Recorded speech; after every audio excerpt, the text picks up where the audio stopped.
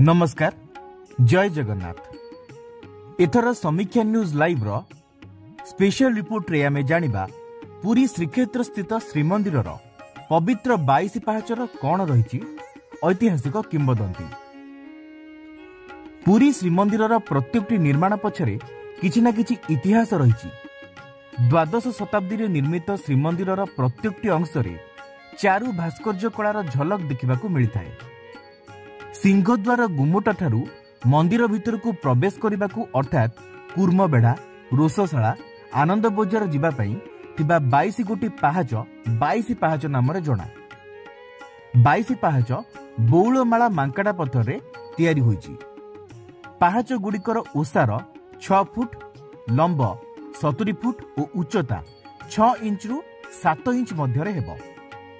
22 पाहाचरे पितृपुरुषों को श्राद्ध दिया जाए।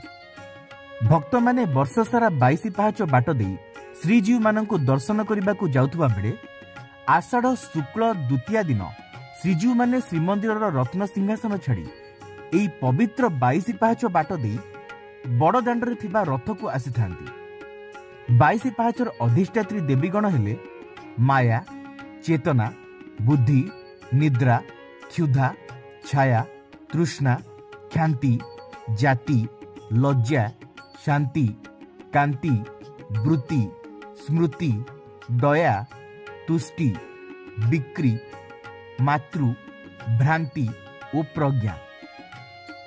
विश्वास अछि जे प्रत्येक मनीष 22 प्रकार पापरु मोक्ष निमंते 22 पाहाच अतिक्रम करने नित्यांत आवश्यक।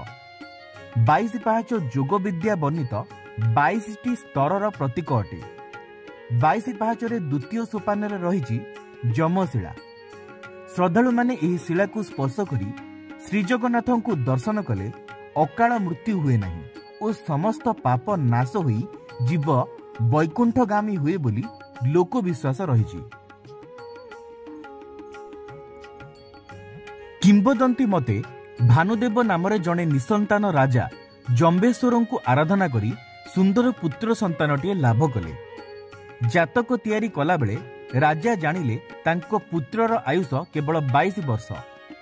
पुत्रर अल्पायु बाबदरे अवगत हुई राजा भानुदेव पुनश्च जम्बेश्वर को आराधना कले। जम्बेश्वर राजा भक्ति रे संतुष्ट हुई श्रीमंदिर भितरे 22 पाहाच निर्माण करने को आज्ञा देले। राजा 22 पाहाच निर्माण करी तांको संतानर आयु वृद्धि पाई सेई 22 पाहाचरे गड़ाई देथिले।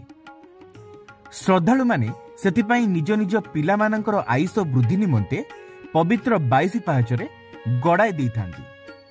तेबे एहा थिला समीक्षा न्यूज लाइव रो पवित्र 22 पाहाच को नहीं स्पेशल रिपोर्ट।